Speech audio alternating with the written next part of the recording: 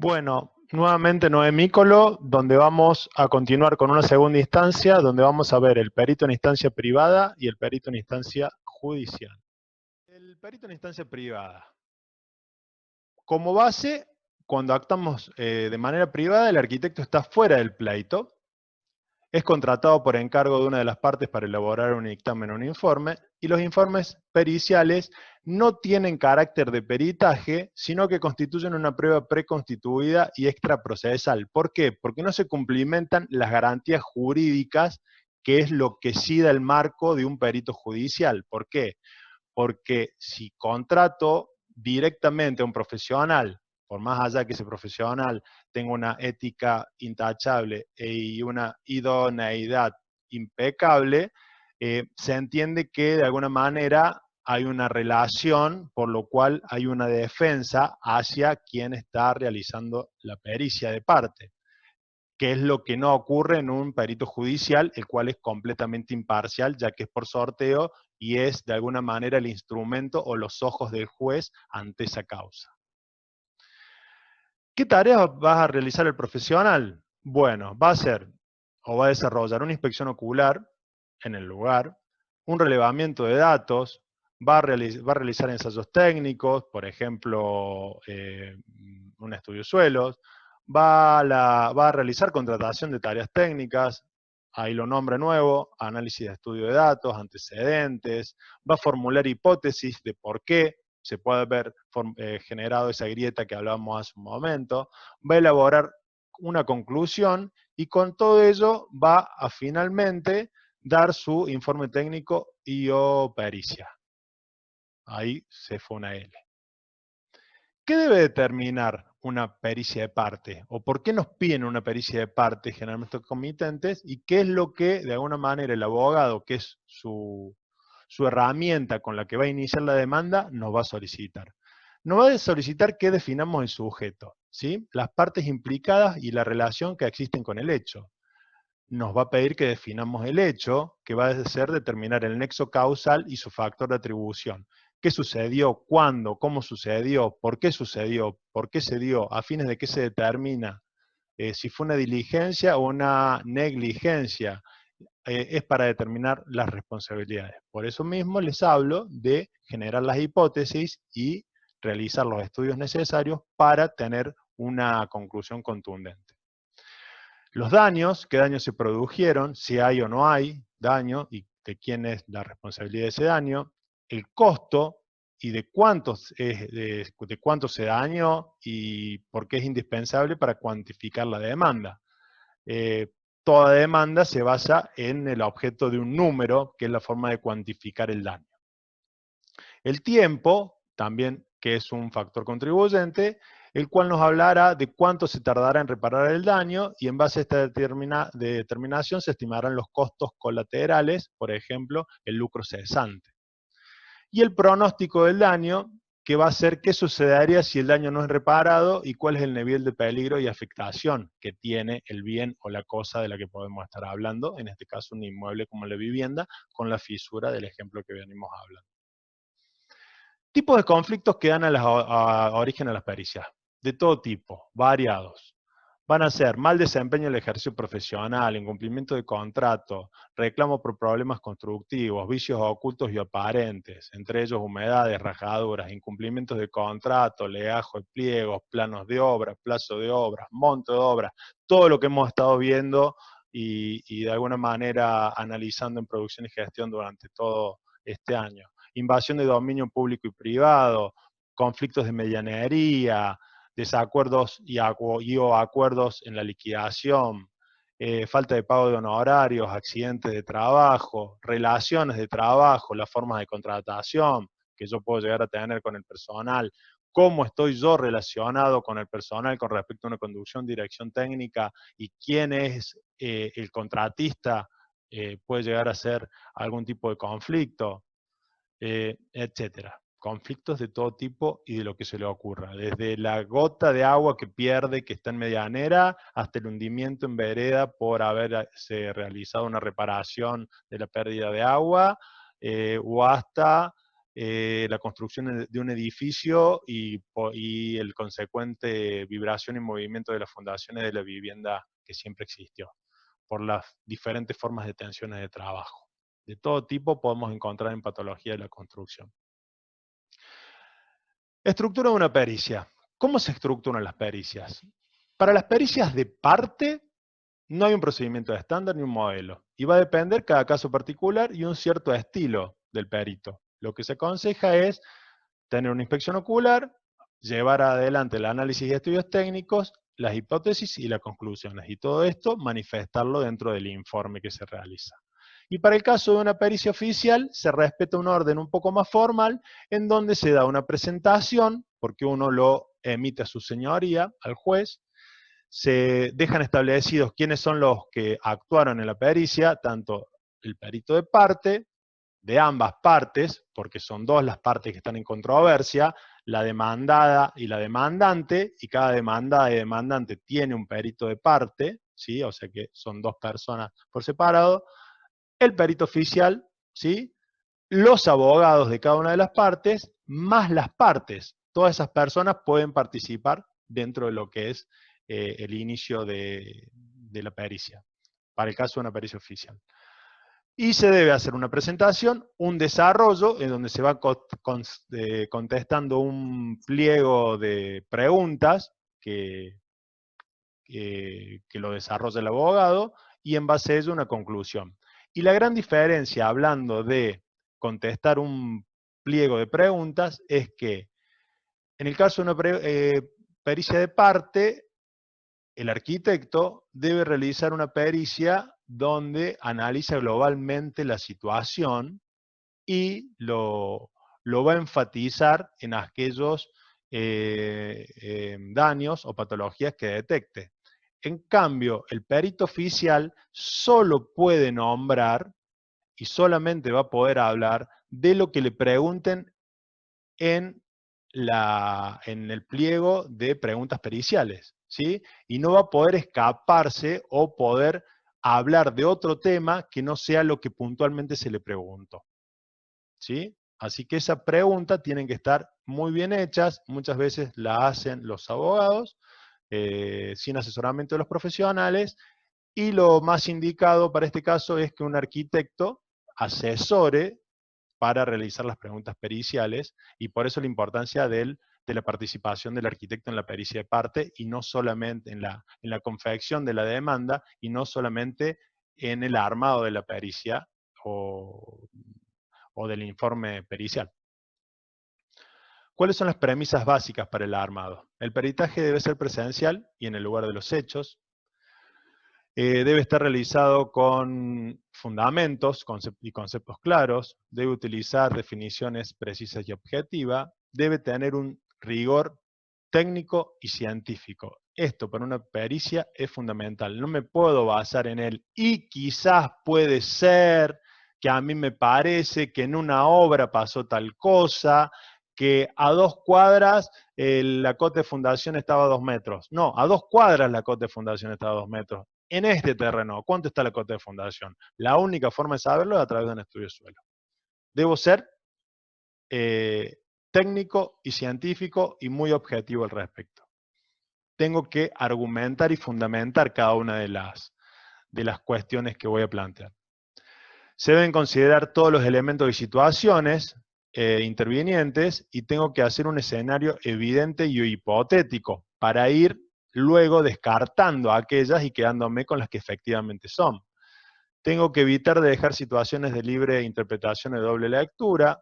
No se debe basarse en el sentido común, hay que evitar lo que es obvio. No puedo manifestar en un informe, y obviamente la pared se iba a caer. No, tengo que adjudicar que la pared se cayó debido al asentamiento diferencial y empezó con motivo de una fisura, y el pronóstico de daño era que se convirtiera en una grieta, y esa grieta finalmente el colapso de la pared. Buscar establecer el nexo causal. ¿Qué es esto del nexo causal? Vincular la relación entre lo que existe, entre el daño y lo que lo origina, ¿sí? Si yo establezco cuál es el daño y qué lo originó, yo tengo definido el 80% de la pericia. ¿Por qué? Porque estoy definiendo el nexo causal. Estoy encontrando o atribuyéndole la causa al daño. La contundencia, debo ser completamente contundente. ¿Por qué? En mi conclusión final. Porque me asenté sobre estudios y sobre rigor técnico-científico. Por eso debo ser determinante y apelar a que mi pericia es oponible a terceros, pero me la tiene que oponer de la misma manera con la que yo la estoy realizando. Si yo no tengo fisuras, si está estructurada y si está perfectamente detallada cómo se fue haciendo y justificada, es muy difícil que de la otra parte, sin hacer exactamente las mismas tipos de tarea, vaya de alguna manera a voltear la conclusión final que yo tengo. A ver, cuando empezamos a hablar de pericias u opiniones, va a haber tantas opiniones como tantos participantes haya de la cosa. Cuando empezamos a hacer objetivos, tenemos que hacer un estudio de la situación basado en hechos, y esos hechos tienen que ser analizados mediante estudios. Cuando los empezamos a analizar de esa manera, ya todos los dichos y todas las opiniones se empiezan a diluir y únicamente queda lo que realmente ocurrió. Se debe tener siempre presente que la pericia está dirigida a personas que no poseen la misma formación del perito, entonces de alguna manera tengo que adecuar el lenguaje técnico para que los abogados y el juez lo puedan entender, o los propios comitentes, ¿sí? Pero también nosotros tenemos que hacer un doble esfuerzo porque transitando tribunales debemos entender el lenguaje jurídico. Así que bueno, hay que adaptarse. Todos vivimos en el cambio, así que siempre hay que adaptarse. Coherencia entre lo analizado y las conclusiones. Y por último, utilizar y presentar documentación, antecedentes y fotografías. Todo lo que yo me fundamento para poder estructurar y llegar a la conclusión final de la pericia. ¿Cómo establezco este nexo causal? Hago una inspección ocular en el lugar y en su entorno inmediato, relevo toda la información y busco antecedentes, analizo en conjunto, considero lo que se ve y lo que se presume. Es posible que necesite solicitar estudios técnicos, como les vengo comentando, y con todos los datos establecer hipótesis y ir descartando las menos probables y dejar en la experiencia y conocimiento del perito cuál es la más factible de realizar. Y elaborar un informe o conclusión final basado en la teoría donde establece con fundamentos el nexo causal. El hecho versus la causa. La segunda instancia a establecer el nexo causal viene a ser la intervención y eliminar la causa, que ahí es la segunda parte donde el rol del profesional arquitecto es importante que participe, porque si bien hacemos el informe técnico, también tenemos, o ya tenemos la información suficiente para hacer la reparación, ¿sí? Entonces ahí podemos intervenir preventivamente para evitar la evolución y o agravamiento, plantear las posibles alternativas de soluciones técnicas y elegir la mejor posible en función del escenario y las condiciones más adecuadas o lo más conveniente, elaborar un cómputo y presupuesto de los daños, elaborar un plan de trabajo para planificar cómo voy a llevar adelante las reparaciones, realizar las intervenciones de la reparación, que esto ya nos daría una tercera instancia de trabajo, ya lo ejecuto. No solo encontré qué pasó, sino que di la solución y además la aplico. Ya puedo ejecutarlo. 3 espacios de trabajo, más un cuarto, que sería el asesorar técnicamente al abogado o asistir técnicamente al abogado en el escrito para demanda. Da parte de las preguntas periciales, estoy hablando, ¿no? Y realizar las recomendaciones de uso y mantenimiento. Bueno, concluido lo que es pericia de parte, y porque los tiempos siempre apremian, creo que me tengo que ajustar a 20 minutos, vamos a hablar de lo que es el perito judicial, ¿sí? Como perito de parte y de control, y el perito judicial, disculpen. Entonces, como les mencioné hace un momento, tenemos el perito oficial o judicial, que va a ser sorteado por un listado en tribunales. Y el perito de parte o control, que va a ser convocado por una de las dos partes, la demandada y la demandante. ¿Qué relaciones tienen entre ellos? Para desempeñarse como perito de parte, solo debe ser propuesta por la parte interesada. Y es solicitado por un comitente privado para que le elabore este informe o pericia, ¿sí? Y los honorarios se fijan entre las partes. El perito judicial u oficial, hay una pequeña diferencia que ya se las voy a nombrar, pero para poder desempeñarse como perito oficial, el profesional debe estar inscrito en Tribunal Superior de Justicia, debe ser elegido por sorteo de un listado oficial y nombrado judicialmente para elaborar este informe. Y sus honorarios lo va a fijar finalmente el juez. ¿Cuáles son los campos periciales en el ámbito judicial? Según el acuerdo reglamentario de 125, que es del 2015, serie B, anexo C, hay un listado de profesiones y especialidades y oficios, ¿sí? Entre ellos medicina, contabilidad, meteorología, antropología, sistemas, computación. Y entre ellos se destacan higiene y seguridad en el trabajo y arquitectura. En esos campos nos podemos desempeñar nosotros en Tribunal Superior de Justicia, ¿sí? Para este acuerdo reglamentario, los campos vendrían a ser estos tres. Arquitecto, como arquitecto para obras de arquitectura y patología de la construcción, y arquitecto tasador para tasador de obras de arquitectura y tasador de daños. Y como arquitecto de grado, como higiene y seguridad para higiene y seguridad en el trabajo en obras de arquitectura. Ahora, como arquitecto especialista en higiene y seguridad, y esto estoy diciendo, con 400 horas de formación de posgrado, además de estos tres, aparecería un cuarto campo laboral, que es el arquitecto en higiene y seguridad para lo que sería la construcción, ¿sí? Y otras industrias, porque es lo relevante a la actividad laboral, no solamente en obras de construcción.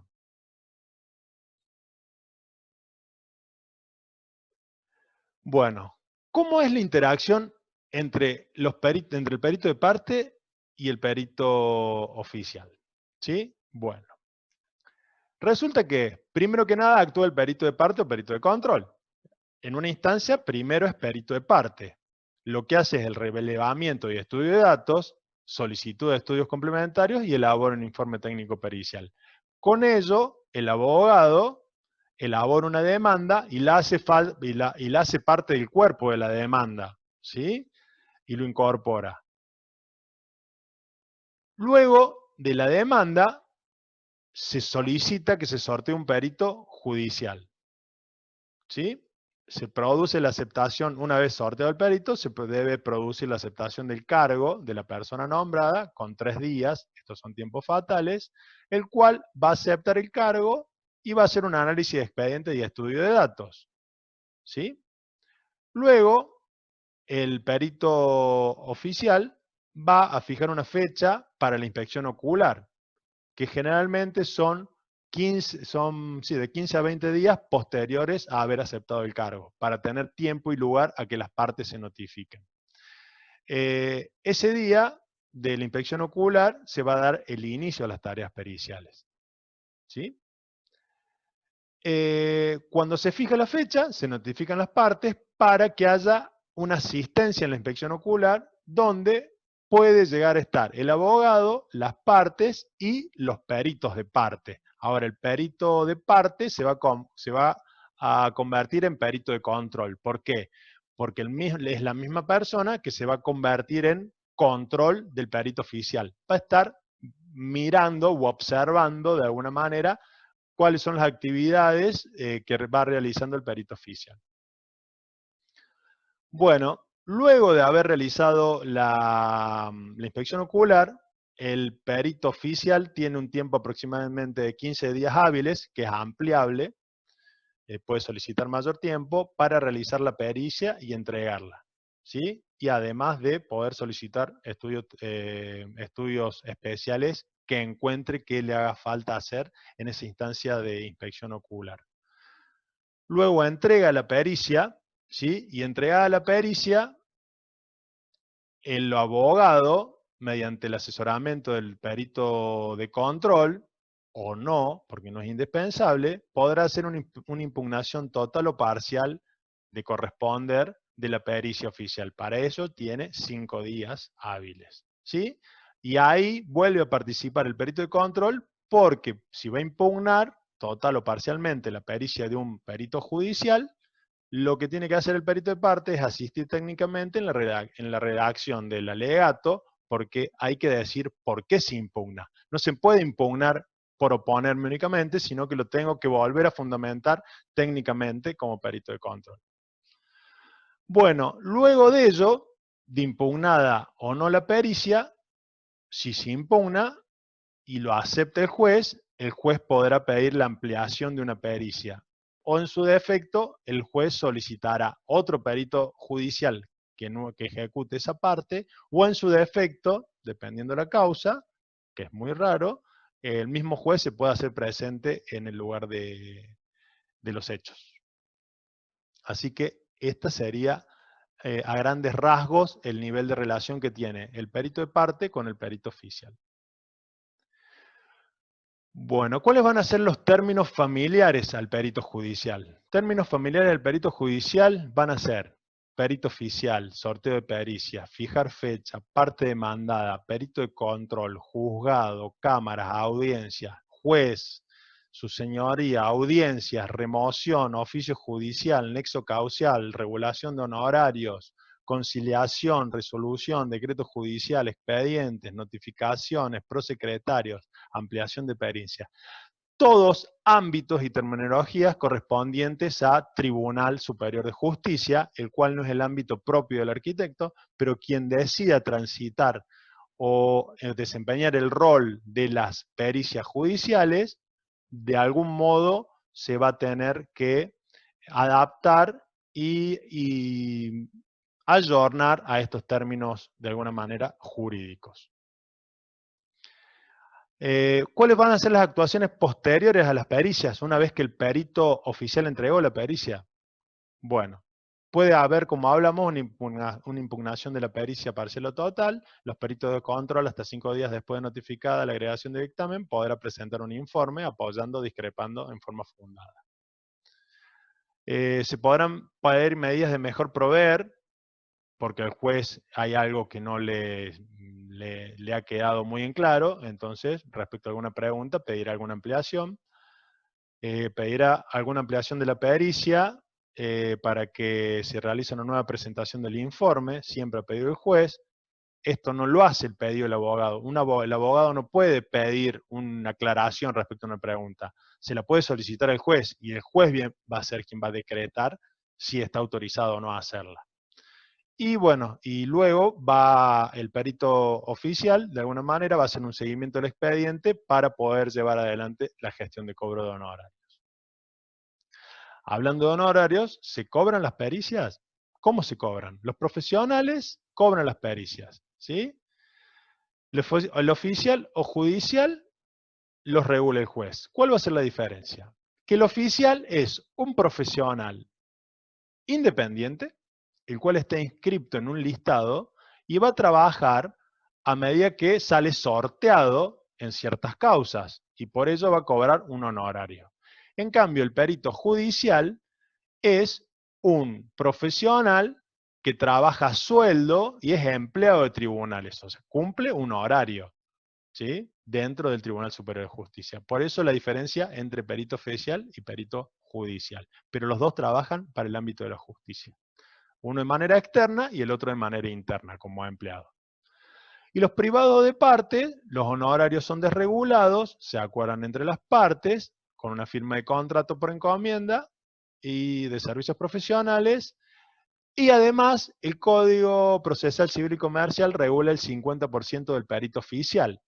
Generalmente se dice que el perito de parte debería cobrar el 50% del perito oficial, pero como es una relación privada de partes, el perito de parte siempre cobra antes que el perito oficial.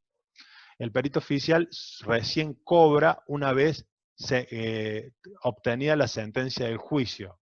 Y muchas veces, obtenida la sentencia de juicio, debe realizar un juicio ejecutivo para poder cobrar los honorarios, porque muchas veces se olvidan de transcribir la sentencia a los peritos oficiales. En cambio, los de parte, en una relación más directa, cobran más rápido, al inicio. El perito judicial, dependiendo, no les quiero de alguna manera amarrar con esto, pero dependiendo de la causa, pueden estar 5, 10, 15, 20 años en civil o penal. En laboral es mucho más rápido, porque se da en un lapso de 3 a 5 años, donde se da sentencia a un juicio. La regulación de honorarios del perito, donde se regulan o donde está establecido, es el artículo 49 de la Ley Provincial 9459, que es el Código Arancelario de Córdoba, donde define que los peritos podrán o se regulará sus honorarios entre 8 y 150 jus, aplicándose las reglas de evaluación cualitativa del artículo 39. ¿Sí?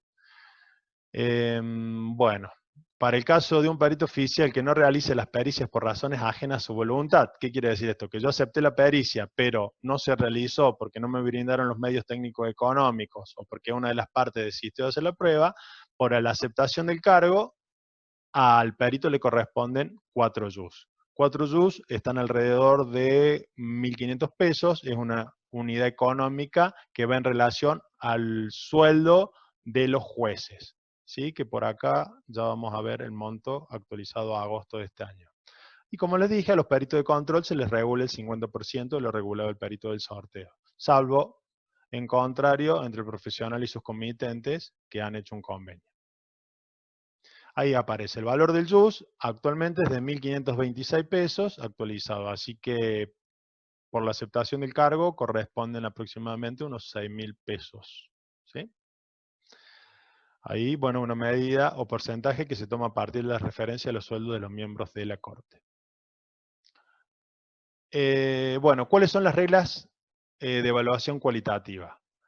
¿O cuál es el baremo que toma el juez para poder de alguna manera definir si corresponden 8 o 150 jus? ¿Qué toma en cuenta? El valor y la eficacia de la defensa, la complejidad de las cuestiones planteadas, la novedad del problema jurídico debativo, la responsabilidad que el profesional compromete en el asunto, el éxito obtenido, el valor del precedente que tenga para el beneficio de los servicios y el éxito de la gestión, la cuantía del asunto, la posición económica social de las partes, la trascendencia moral del asunto, el tiempo empleado y la solución del litigio, siempre que la demora no sea imputable a los profesionales, y la gravedad y número de los delitos y faltas imputados.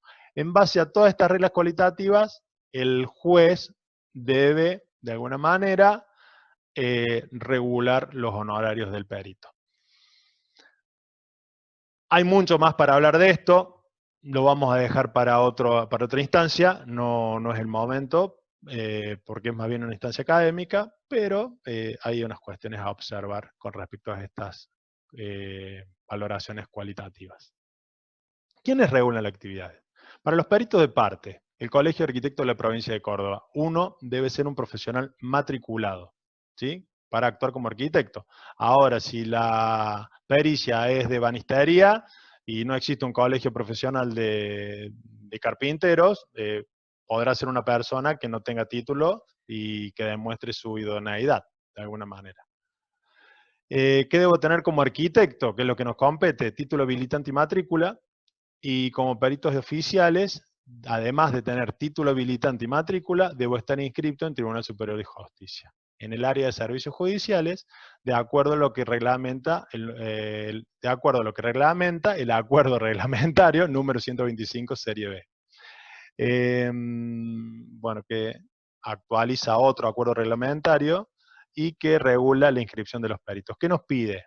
Habla del capítulo 1 de la inscripción, el capítulo 2, designaciones y exclusiones temporarias, el capítulo 3, el ejercicio del cargo, y el 4, las sanciones disciplinarias, y el 5, los honorarios y adelanto de gastos. Los requisitos para ser peritos privados de parte. ¿Qué debo ser o cuál requisito debo complementar? Debo ser propuesto por la parte interesada, tener título profesional, matrícula habilitante del Colegio de Arquitectos de la Provincia de Córdoba, y luego deberé demostrar mediante el informe realizado que poseo conocimiento y una experiencia puntual en el tema. Como perito judicial me debo inscribir. ¿Cómo me inscribo? Lleno una solicitud con los datos personales, declaro la sede donde me propongo actuar. No es lo mismo inscribirme en Córdoba que inscribirme en Cosquín, ¿sí? ¿Por qué? Si yo soy nombrado en Córdoba, actúo dentro del radio de lo que es Córdoba, ¿sí? Y de alguna manera los traslados no son exorbitantes. Y si soy nombrado en Cosquín, porque no hay peritos especialistas en este tema o en patología, ya más allá de los 4 yus que puedo cobrar, puedo solicitar un monto mayor por los traslados que debo realizar hacia Cosquín. Ahora, si yo me inscribo en Cosquín, pero vivo en Córdoba, si soy sorteado en Cosquín, los gastos de traslado son a mi cuenta, porque yo me inscribí en Cosquín. ¿Sí? Bueno, espero ser claro. Tengo que tener un certificado de buena conducta, fotocopia del DNI, declaración de la profesión, especialidad, oficio o arte que voy a realizar. Si soy profesional, el título profesional y de la especialidad, certificado de colegio profesional más matrícula habilitante, una declaración jurada de cargos en el ámbito público y privado, y pagar una tasa de justicia, más el comprobante de inscripción de que soy monotributista o el tipo de actividad que yo tenga con la AFIP, o ser monotributista responsable inscripto. Bueno, eso ha sido todo. Espero haber sido claro, dinámico. Entiendo que creo llega a ser el último teórico del año, así que muchísimas gracias a todos y que tengan muy buenas tardes para mí en este momento. Hasta luego.